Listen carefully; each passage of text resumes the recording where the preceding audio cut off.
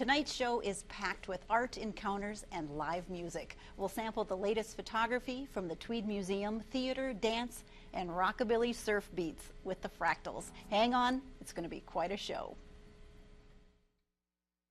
Funding for the playlist is provided by the citizens of Minnesota through the Minnesota Arts and Cultural Heritage Fund.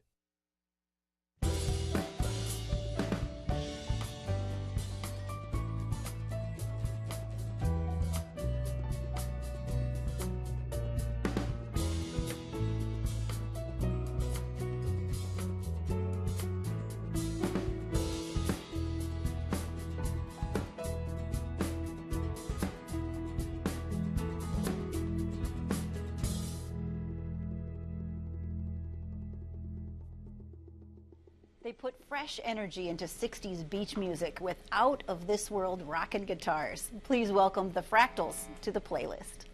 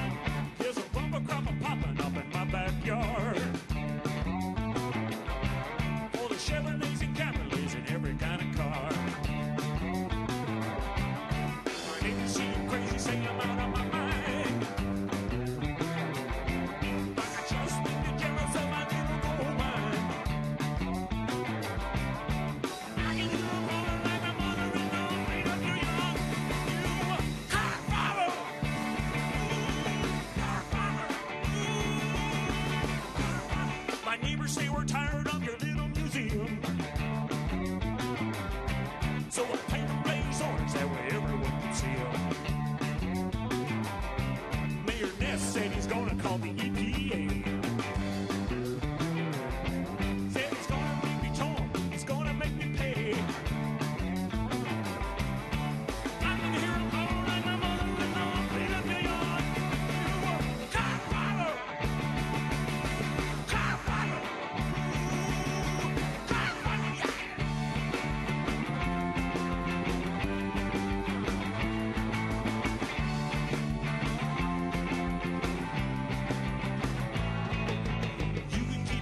In your white marble fountains, give me rusty rims and snow hormones. I'm a different kind of varmint, but I drive a hard barn.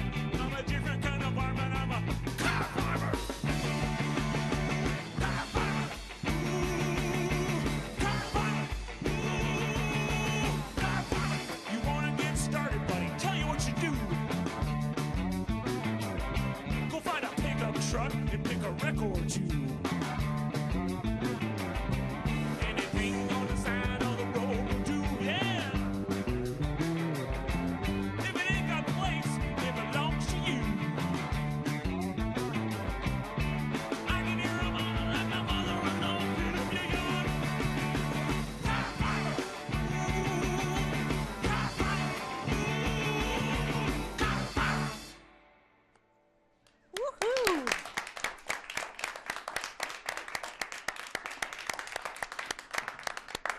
That's some great energy, and there's more music from the Fractals coming up.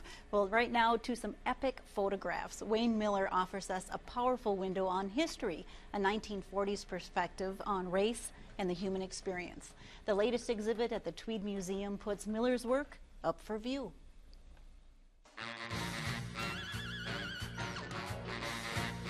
Here we have a wonderful scene of children cooling themselves in a typically very hot Chicago day, and it's something we can all relate to. The fact that this was done in the late 1930s is quite extraordinary. I'm Ken Bloom. I'm the director of the Tweed Museum of Art here at the University of Minnesota Duluth. The exhibition is known as On Site by the artist by the name of Wayne Miller. This is another aspect that I think reflected the time. It was pretty risky for black people to publicly resist. You know, they had come from the South where that would get them killed. Although a white man, Wayne Miller found his way into the community, welcomed, and what he did was he brought to us the image of a time frame, a period, which in a way that no one else was really very well able to do. There were many photographic movements around the 30s and the 40s to be able to illustrate to America the conditions of America's working poor. Not so many people had access to Southside Chicago. So needless to say, this is a very important body of work.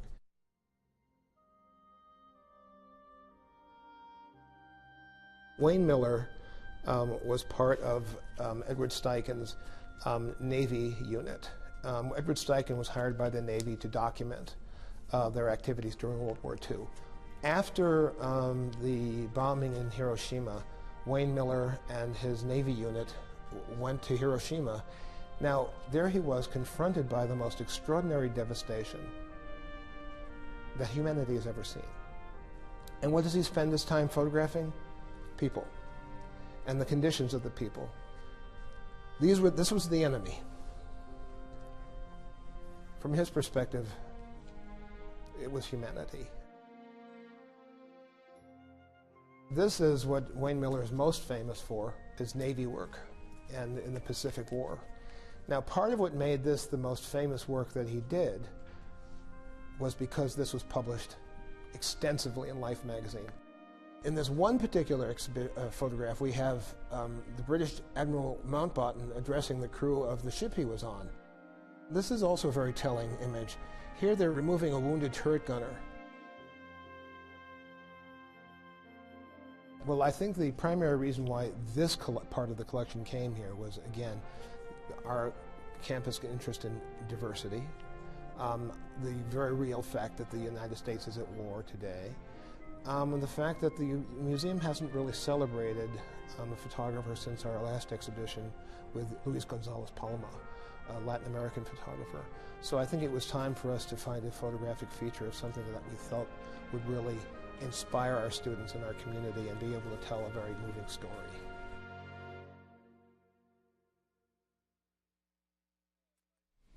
The Wayne Miller exhibit will be up at the Tweed through November with some special events planned for this fall. Now there's more information on our website, theplaylistonline.org. You'll find archive stories, a mini calendar, and links to arts events across northern Minnesota. It's a good place also to offer your suggestions. Now catch up on the latest updates on our Facebook page and by following The Playlist on Twitter. Now in our gallery tonight is a piece by Adam McCauley. He's a Duluth artist who explores the physical act of painting through bold textures and colors. Lizard's Art Gallery in Duluth is hosting an opening reception featuring McCauley and ceramic artist Karen Kramer on Thursday, April 19th. Now that is the day of the Duluth Gallery Progressive. Several area galleries will have special shows, including a kickoff event at the Duluth Art Institute. And Annie Dugan is here to fill us in. Welcome to The Playlist, Thanks Annie. so much for having me on. Okay, big, colossal it is like opening. Humongous, ginormous. Yeah, just keep thinking of adjectives for how big this is. Brian Barber, and what else is So going there's on? 3 shows at the Art Institute. We have a retrospective of Brian Barber, who's a fantastic animator in our community. We have the Homegrown Music Festival Visual Arts Edition, so all the posters and CD covers and t-shirts that go around with the music, as well as a show celebrating children's book illustrators. So Rick Allen, Nikki Johnson, all sorts of really amazing artists. I saw Betsy Bowen on the list. Betsy Bowen is on the list. Yep, we have quite a few there. So not only is there 3 artists or 3 openings at the Art Institute, there's 18 galleries across the Twin Ports participating in the evening of the 19th. So I don't know if I can even name 18 galleries. Well, That's that pretty is cool. why we have a wonderful little brochure so that you can keep track, because it is going to be a fantastic evening. Then we'll give you a day off, and then it'll be the Art Hop on the 21st. So it's sort of like a whole weekend of gallery hopping. So what was the idea behind the Progressive? Was it to get people out and visiting these other places? Yeah, there's some really, just in the past few years, there's just been some real fantastic energy and movement and excitement around the arts. There's been all these pop-up galleries, and we wanted to be able to celebrate them all and have sort of this cohesive energy evening. So, so we got together, we said, let's pick the 19th. We all sort of had openings going around that same time. So, so yeah, we got together and did it. There's some fantastic stuff in Superior and Duluth, so that's really exciting to be able to have both sides of the bridge represented. Yeah, the creativity doesn't stop at the border. Exactly. It's you can everywhere. go over and see more, or come to Duluth and see more. Yeah. So what are you most excited about? Where do you start? Well, you of course start at the Duluth Art Institute. Although you can do some pre-warm-up stuff. There's some galleries in Canal Park that are open during the day, so ease yourself into it. Then come to the Duluth Art Institute. We have beer by DeBrew, food by Lake Avenue, music by KUMD. Kind of get you off to the right party setting, and then let you loose on the streets of Duluth and Superior to roam free and enjoy yourself. There's going to be live painting at the Friends of Industry Gallery. There's going to be like over 12 artists that go and postal. It's just, humongous is a good word for it. Humongous. Big. Yes, Thank you exactly. for coming to tell us about it. It really sounds like a great evening. And just again, the Gallery Progressive is 2 weeks from tonight, Thursday, April 19th. And there's more information online at the Duluth Art Institute's website. Now, performing artists have an intimate bond with an audience. As a member of the Minnesota Ballet Company, Reinhard von Rabenau is acutely aware of the connection, and he plays it up whenever he can. This month, he danced Coppelia and Old Turtle with the Minnesota Ballet, and he'll be working the boards at the Duluth Playhouse later this month. Tonight, he shares his passion for dance with Playlist.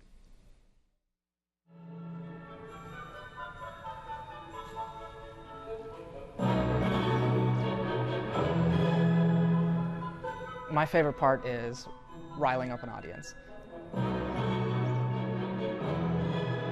Even if there's no noise, you can just hear those gasps.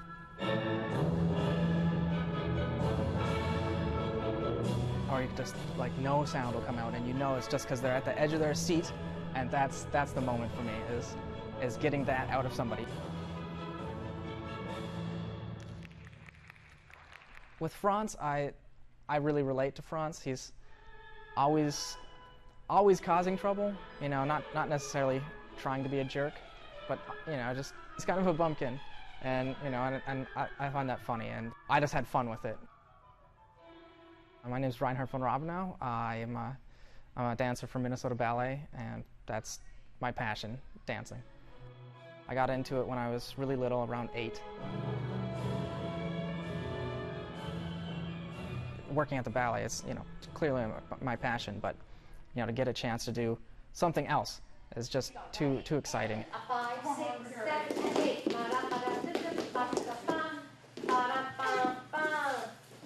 I'll be playing Mark. He is the new kid on the block. Most of the people in the show, they've either this is their last chance, this is they've been doing it for a while. This is his first time, pretty much. And so he has no idea what's going on. He's just trying to be the perfect auditioner. I went after Reinhard for the role that he's in. I did say no a few times, but she talked me into it.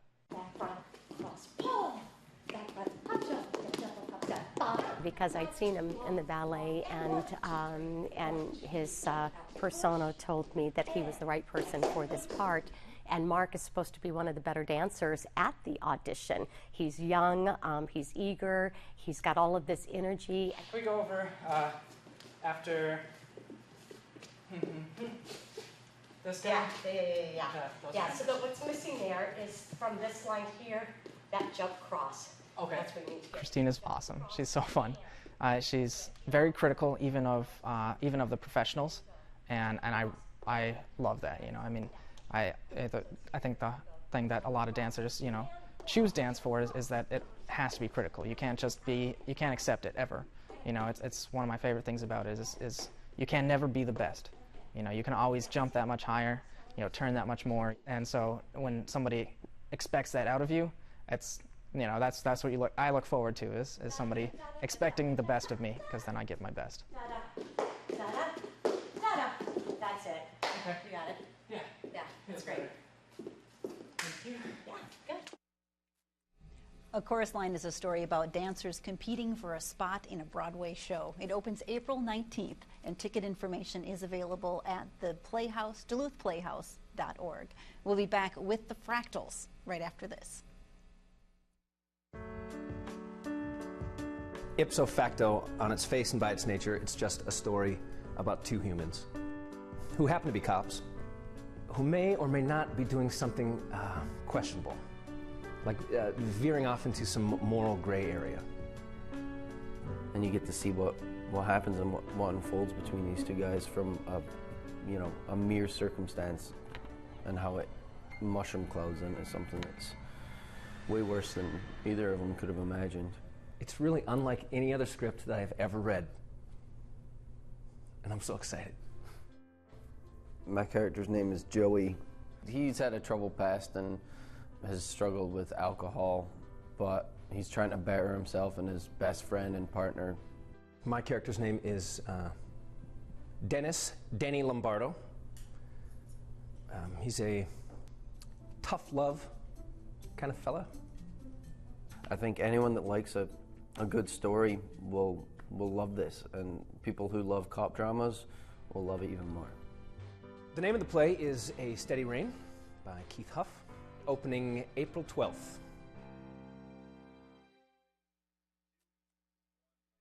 And now please welcome back the Fractals.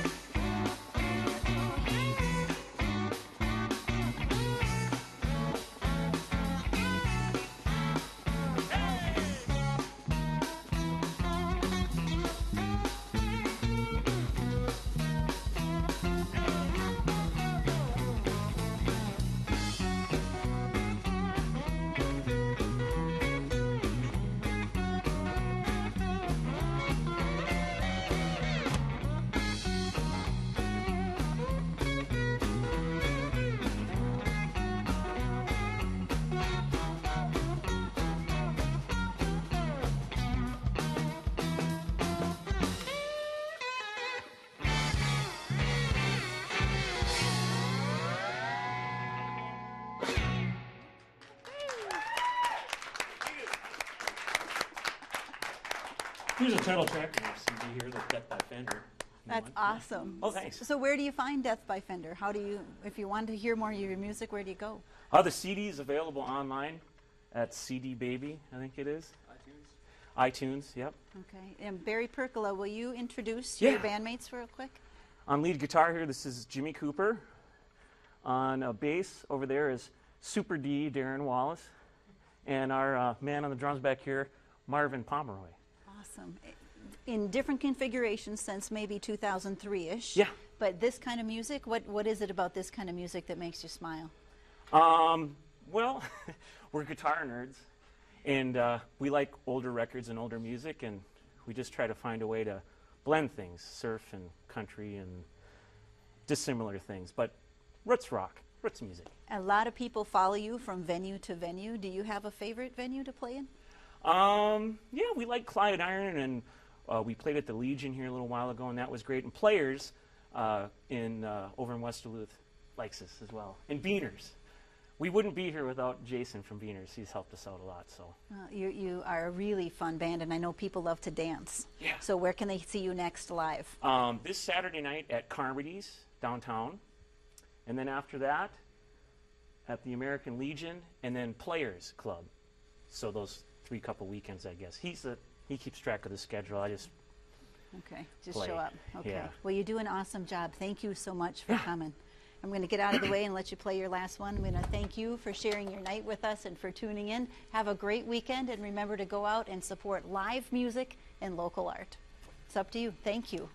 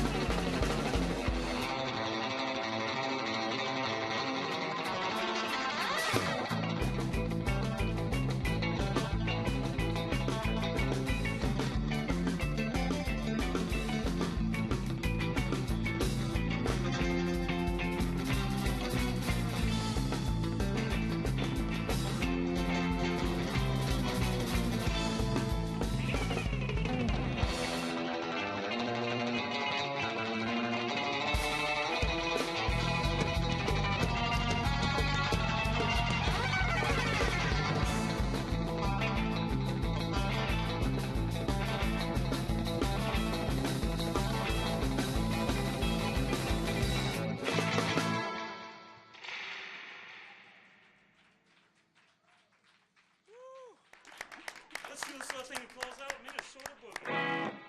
A 1, a 2, a 1, 2, 3, yeah.